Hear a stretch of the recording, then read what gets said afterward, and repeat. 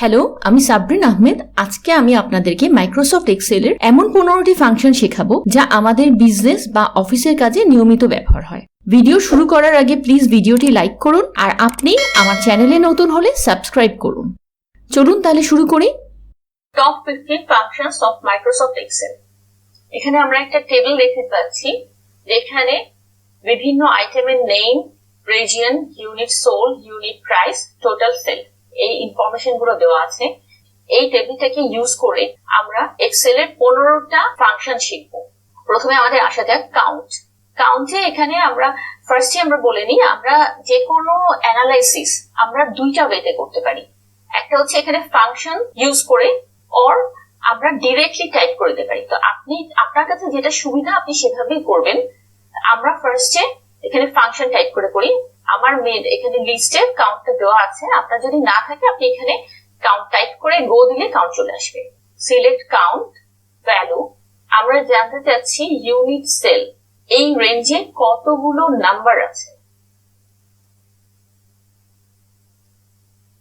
12টা number আছে। আমি যেটা বলেছিলাম যে এখানে কিন্তু আমরা যদি টাইপ করে দিই ফর্মুলা, সেই ফর্মুলাটা আমার এখানে প্রত্যেকটা ফর্মুলায় চলে আসবে। আপনারা চাইলে এখানে এই ফর্মুলাটা ডিরেক্টলি টাইপ করে দিতে পারেন। এখানে ইউনিট সোল্ডের 12টা নাম্বার আছে। কোনো এক সেলে যদি আমি নাম্বারের বদলে টেক্সট বসিয়ে দিই দেন সেটা কিন্তু 11 হয়ে যাচ্ছে। অথবা কোনো একটা ইনফরমেশন যদি আমি ডিলিট করে দিই তাহলে আমার 11 হয়ে যাচ্ছে। দ্যাট মিনস কাউন্ট শুধু নাম্বার কাউন্ট করে, কাউন্ট কিন্তু কোনো টেক্সট বা এরর কোনো কাউন্ট করবে না। তো আমার যদি কোনো টেক্সট কাউন্ট করতে হয়, যে আমার এখানে এটা নাম্বার হোক অথবা টেক্সট হোক, যে কোনো ভ্যালু এখানে কাউন্ট করবে, হ্যাঁ, তাহলে আমরা কি ইউজ করতে পারি? আমরা ইউজ করতে পারি কাউন্টা। কাউন্টা মিনস কাউন্ট অল। ফাংশন কাউন্টা, আমি সিলেক্ট করলাম রিজিয়ন। এখানে কতগুলো সেলে কোনো ইনফরমেশন আছে সেটা বের করবে কাউন্টা। 12টা সেলে ইনফরমেশন আছে। এখানে যদি আমি জাস্ট এটা ডিলিট করে দিই, এটা যদি আমি কাউন্টার বদলে যদি কাউন্ট করি, এখানে দেখছেন 0 দেখাচ্ছে। দ্যাট মিনস এখানে কাউন্ট দিলে কাউন্ট শুধু নাম্বার নেবে, আর কাউন্টটা হচ্ছে আমার এখানে নাম্বার। এখানে যদি আমি কোনো একটা ঘরে নাম্বার দিয়ে দিই তাহলেও কিন্তু 12 দেখাচ্ছে। বাট এখানে যদি আমি ডিলিট করে দিই তাহলে 11 দেখাচ্ছে। অথবা আমি যদি এখানে কোনো এরর দেখাই দেন 12 দেখাচ্ছে। তার মানে কাউন্টটা আর কাউন্টের মধ্যে ডিফারেন্সটা এখানে হলো যে কাউন্ট শুধু নাম্বার চেনে, আর কাউন্টটা নাম্বার, টেক্সট, এরর যে কোনো ইনফরমেশন থাকলে সেটাই কাউন্ট করে দেবে কাউন্টটা। সাম, সাম আমরা সবাই জানি স্পেসিফিক রেঞ্জের ভ্যালুগুলো যোগ করার কাজই হচ্ছে সামের। আমরা ফাংশনে চলে গেলাম, সাম ক্লিক করলাম। আমরা কোন রেঞ্জটা সাম করব? আমরা ইউনিট সোল্ড। ইউনিট সোল্ডের পুরোটা আমরা দেখে যেই সামটা আমরা করছি D5 থেকে D16 পর্যন্ত আমরা রেঞ্জ সিলেক্ট করে দিলাম। সিলেক্ট ওকে, সাম হয়ে গেল। সাম প্রোডাক্ট, সাপোজ আমরা এখানে ইউনিট সোল্ড আর ইউনিট প্রাইস এই দুইটা কলামের গুণফলের যোগফলটা পাচ্ছি, তখন আমরা ইউজ করতে পারি সাম প্রোডাক্ট। এফএক্স সাম প্রোডাক্ট, এখানে আমাদের দুইটা এলে ইউনিট সোল্ড। ইউনিট সোল্ড আমরা সিলেক্ট করে দিলাম অ্যারে 1, অ্যারে 2 তে আমরা ইউনিট প্রাইস সিলেক্ট করে দিলাম, দেন ওকে দিলাম। তাহলে আমার বের হয়ে গেল হচ্ছে যতগুলো ইউনিট সেল হয়েছে তার টোটাল প্রাইসটা বের করার জন্যই আমরা সাম প্রোডাক্ট ইউজ করতে পারি। ম্যাক্স, ম্যাক্স হচ্ছে সিলেক্টেড রেঞ্জের মধ্যে হাইয়েস্ট নিউমেরিক্যাল ভ্যালু বের করার জন্য ইউজ করা যেতে পারে। Is equal to max. Suppose আমরা এখানে জানতে চাচ্ছি ইউনিট প্রাইস, কোন প্রোডাক্টের প্রাইস সবচেয়ে বেশি। আচ্ছা, ফর্মুলা যখন টাইপ করব তখন আমরা বলে দিই প্রথমে আমাদের ইজ ইকুয়াল টু দিতে হবে। প্রথমে ইকুয়ালস টু দেওয়ার পরে দেন আমরা কোন ফর্মুলা টাইপ করব? ম্যাক্স। দেন আমরা যদি ট্যাব দিই, ট্যাব দিলে আমাদের একটা ব্র্যাকেট চলে আসছে, range select, select the range, then bracket close, enter. 1500, এখানে দেখেন প্রোডাক্টের মধ্যে হাইয়েস্ট প্রাইস কোনটা, ওভারকোটে হাইয়েস্ট প্রাইস 1500 চলে আসলো। মিন, সিলেক্টেড রেঞ্জের মিনিমাম লোয়েস্ট ভ্যালুটা বের করার জন্য আমরা মিন ইউজ করতে পারি। Is equal to MIN, tab দিয়ে দিলাম। দেন হচ্ছে আমরা জানতে যাচ্ছি লোয়েস্ট প্রাইস, লোয়েস্ট প্রাইস, দেন ব্র্যাকেট ক্লোজ করে দিলাম, এন্টার। মিন, এখানে 100 হচ্ছে মিনিমাম কোন প্রোডাক্টের। 100 অ্যাভারেজ। এখন আমি জানতে চাচ্ছি এই যে ইউনিট যে প্রাইস গুলো আছে এর মাঝখানে অ্যাভারেজ প্রাইসটা কত। Same is equal to average, tab select করে দিলাম unit price, bracket close, enter. Average price হচ্ছে 525। কাউন্টিফ কোন একটা নির্দিষ্ট টাইপ বা কন্ডিশন অথবা ভ্যালু কতগুলো আছে সেটা জানার জন্য আমরা ইউজ করতে পারি কাউন্টিফ। সাপোজ আমরা জানতে চাচ্ছি রিজিয়ন কলামের মধ্যে নর্থ রিজিয়ন কয়টা আছে। ফাংশন দেন কাউন্টিফ। কাউন্টিফে আমাদেরকে প্রথমে রেঞ্জ সিলেক্ট করতে হবে। আমি কোন রেঞ্জে সিলেক্ট করব, কোন রেঞ্জে জানতে চাইবো যে আমার কতগুলো রিজিয়ন আছে, রিজিয়নের পুরোটা আমরা সিলেক্ট করে দিলাম। দেন আমার ক্রাইটেরিয়া, ক্রাইটেরিয়া আমার কোন সেলে আছে, এই রিজিয়ন, এই সেলটা জানতে চাচ্ছি। ওকে, নর্থ হচ্ছে আমার এখানে দুইটা আছে, ঠিক আছে, দুইটা নর্থ আছে আমাদের। এখানে নর্থ না লিখে আমি যদি ইস্ট লিখি তাহলে কিন্তু চলে আসছে 4। তো ইস্ট কিন্তু আমাদের 4টাই আছে। সামিফ কাউন্টিফের মতোই কোন স্পেসিফিক সিলেক্টেড রেঞ্জের মধ্যে স্পেসিফিক কোন কন্ডিশনের নিউমেরিক্যাল ভ্যালুগুলোর যোগফলই করে দেবে সামিফ। আমরা ফাংশনে চলে গেলাম, সামিফ, সামিফটা ডাবল ক্লিক করে দিলাম। রেঞ্জ, কোন রেঞ্জের ডেটা আমরা নেব, আমরা নিলাম হচ্ছে রিজিয়ন। দেন আমার ক্রাইটেরিয়া কি হবে, স্পেসিফিক ক্রাইটেরিয়া এইখানে আমরা H15 যে সেলটা আছে এই সেলে আমি যে ওয়ার্ডটা টাইপ করব সেই ক্রাইটেরিয়া অনুযায়ী আমি সামিফ করব।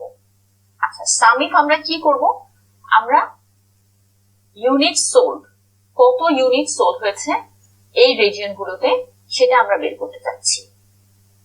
ওকে, ইস্ট, এখানে যদি আমরা নর্থ করি তাহলে 110 হয়ে গেল, এই যে 110, ঠিক আছে। এখানে যদি আমরা ওয়েস্ট করি, ওয়েস্ট লিখি, দেন 185। ড্রপডাউন লিস্ট আমরা কখন সিলেক্ট করি, যেমন এক্সেলে যদি আমরা কোনো ডেটা ইনপুট করতে চাই, ম্যানুয়ালি ডেটা ইনপুট করার সময় কোনো ভুল হতে পারে, স্পেলিং মিসম্যাচ হতে পারে, অথবা আমরা ইনফরমেশন একটা যে ধরনের ইনফরমেশন আমরা সিলেক্ট করতে চাচ্ছি সেটা সিলেক্ট না করে অন্য কোনো ইনফরমেশন সিলেক্ট করলাম। তো এটা অ্যাভয়েড করার জন্য আমরা এখানে ভ্যালিডেট করে দেব। তো ড্রপ ডাউন লিস্টটা আমরা কিভাবে ক্রিয়েট করব, select data validation, select setting, select list, source, item name. আমরা এখানে আইটেম নেম গুলো সিলেক্ট করতে যাচ্ছি। সো এই রেঞ্জটা আমরা সিলেক্ট করে দেব, আইটেম নেমের রেঞ্জটা। ওকে, এখানে আমাদের প্রোডাক্ট গুলো আমরা ড্রপ ডাউনের থ্রুতে আমরা যে কোনো প্রোডাক্ট গুলো নিয়ে আসতে পারি, তাহলে আমাদের কোনো স্পেলিং মিসটেক বা অন্য কোনো ঝামেলা থাকছে না। VLOOKUP এক্সেল এর অনেক পপুলার একটা function.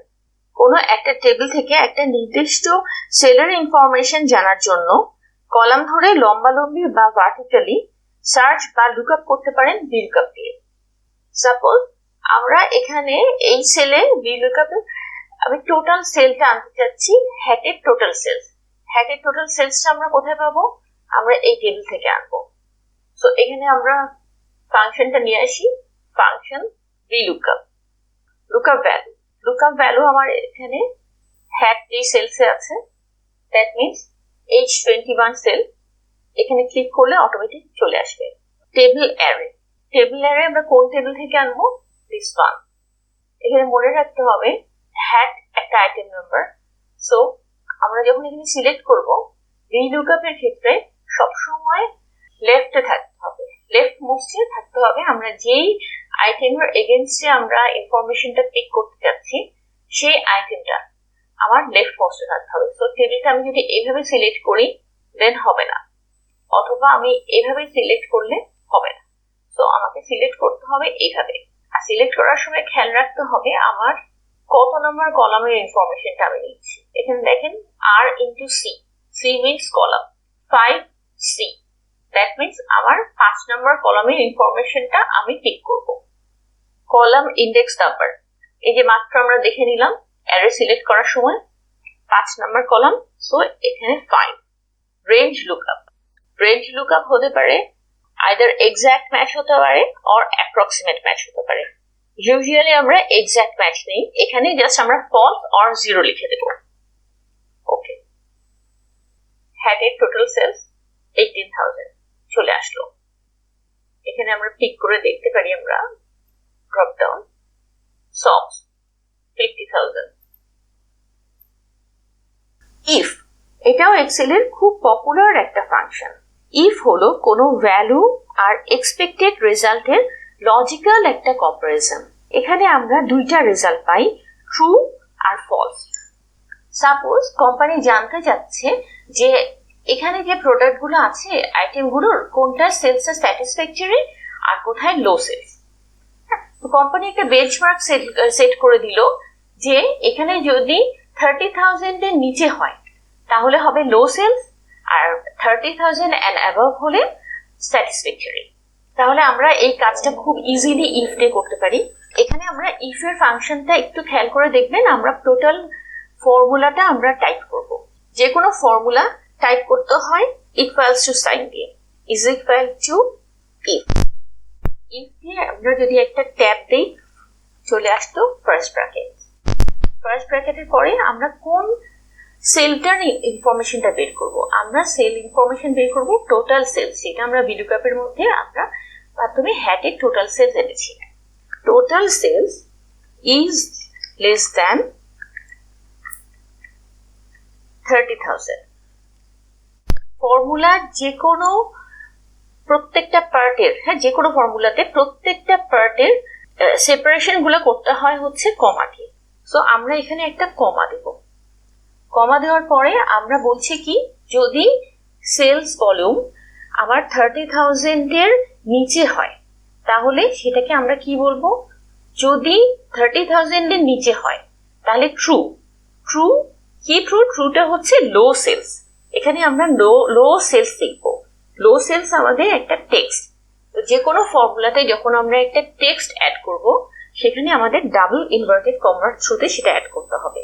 So double inverted comma লো সেলস। ঠিক টেক্সটে যখন আমরা ক্লোজ করব তখন আরেকটা ডাবল ইনভার্টেড কমা দিতে হবে।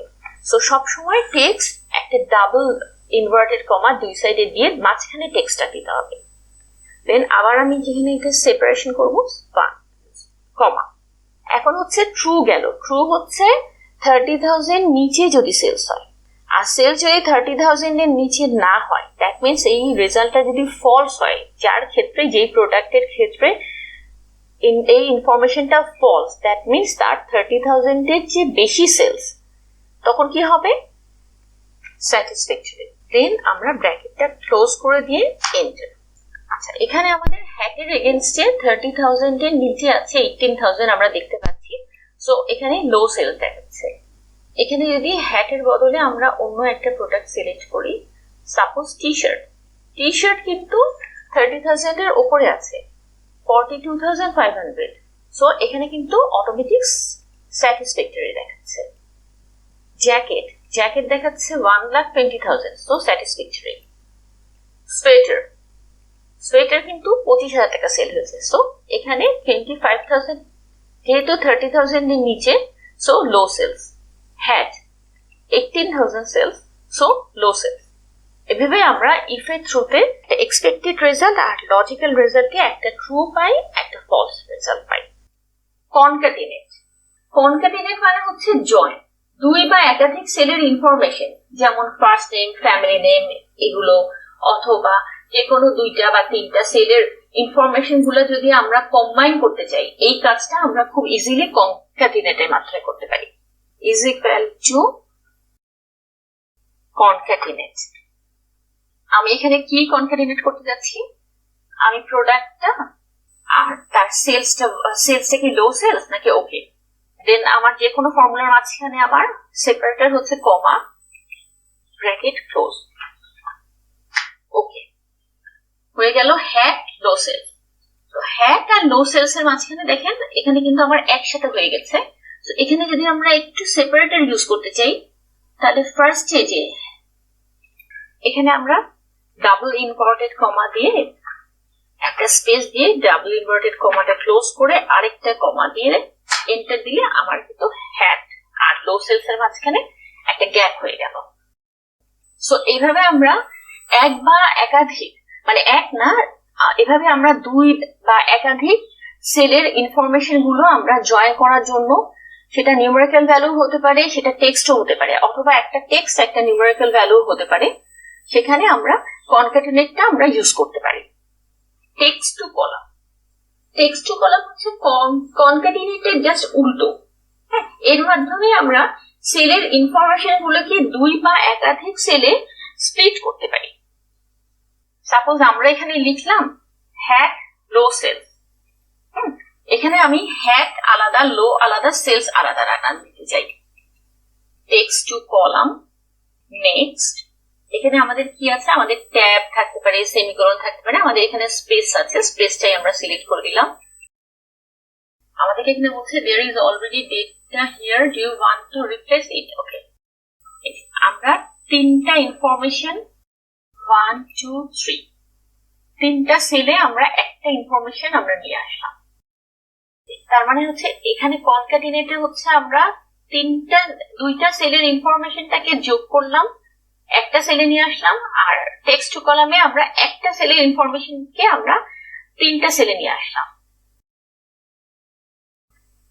পিভট টেবিল, যখন আমরা লার্জ ডেটা হ্যান্ডেল করছি, লার্জ কোনো ডেটা সেল, যেমন sales data, customer data, inventory data, এই ধরনের যখন কোনো বড় ডেটা ইউজ করছি, তখন পিভট টেবিলটা আমাদের সবগুলো কাজ করে দিতে পারে। দ্যাট মিনস এই যে কাউন্ট, কাউন্টে, সাম প্রোডাক্ট, ম্যাক্সিমাম, মিনিমাম, এই প্রত্যেকটা জিনিসই আমাদের পিভট টেবিলের মাধ্যমে আমরা কভার আপ করতে পারি। হ্যাঁ, পিভট টেবিলটা কিন্তু এটা ডেটা সর্ট করে দেয়, ডেটা সামারাইজ করে দেয়। সো পিভট টেবিলটা শিখলে মনে হবে আপনাদের আমাদের এখানে আমি সবই শিখে ফেলেছি। এটা এমন একটা টেবিল যেখানে আপনাদের অনেক ধরনের কাজ, একটা টেবিলটাকে বিভিন্ন ফর্মে, আমরা নর্মাল টেবিলে আমরা যেভাবে একটা ফর্মে ডেটাগুলো পাচ্ছি, পিভট টেবিলটাকে আমরা বিভিন্ন row to column, column to row, অনেক, এটা একটা ভাস্ট একটা function.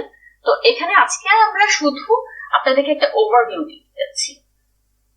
Select insert pivot table, এখানে দুই ধরনের ইনফরমেশন সিলেক্ট করা যায়। সাপোজ টেবিল রেঞ্জ, একটা হচ্ছে আমাদের এখানে একটা টেবিল রেঞ্জ সিলেক্ট করলাম, অথবা এক্সটার্নাল কোনো টেবিল যদি থাকে, সোর্স থাকে, সেখান থেকেও আনা যায়। তো আমরা এখন আমাদের যে টেবিলটা দেওয়া আছে সেই টেবিলটাই আমরা সিলেক্ট করে দেব। এই টেবিলটা আমরা সিলেক্ট করে দিলাম। ওকে, দেন হচ্ছে এই টেবিলটা আমরা কোথায় যাচ্ছি, এটা কি আমরা অন্য কোনো একটা ওয়ার্কশিটে যাচ্ছি, নাকি আমি এক্সিস্টিং ওয়ার্কশিটে যাচ্ছি? আমরা দিয়ে দিলাম, ঠিক আছে, আমরা এক্সিস্টিং ওয়ার্কশিটে যাচ্ছি। লোকেশনটা আমরা সিলেক্ট করে দিতে পারি। লোকেশন আমরা কোথায় দেবো, আমি পিভট টেবিলটা এখানে যাচ্ছি। হয়ে গেল, একটা ক্লিকে আমাদের পিভট টেবিল হয়ে গেল। এখানে যে ফিল্ড গুলো দেখতে পাচ্ছেন, আইটেম, এটা হচ্ছে জাস্ট হেডার গুলো এখানে চলে এসছে। দেন আমরা এখানে দেখতে পাচ্ছি ফিল্টার দেখতে পাচ্ছি, কলাম দেখতে পাচ্ছি, রোজ দেখতে পাচ্ছি, ভ্যালুজ দেখতে পাচ্ছি, চারটা। তো আজকে আমরা বলেছি জাস্ট আমরা একটা ওভারভিউ দেব। হ্যাঁ, সাপোজ আমরা রিজিয়ন ওয়াইজ প্রোডাক্টের সেলটা আনতে চাচ্ছি।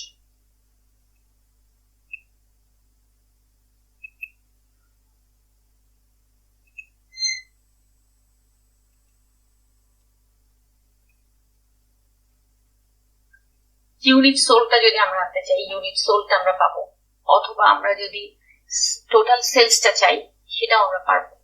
ঠিক আছে, আমরা যদি রিজিয়ন ওয়াইজ না এনে, আমরা যদি ভাবি যে না রিজিয়ন ওয়াইজ না, আমরা এখানে আইটেম ওয়াইজ আনবো, আমরা এখানে আইটেম ওয়াইজ আনলাম, অথবা আমরা ভাবলাম ঠিক আছে আমরা আইটেম ওয়াইজ প্রোডাক্টের সেলটা দেখবো, আর রিজিয়ন ওয়াইজটা আমরা এইভাবে দেখতে চাচ্ছি।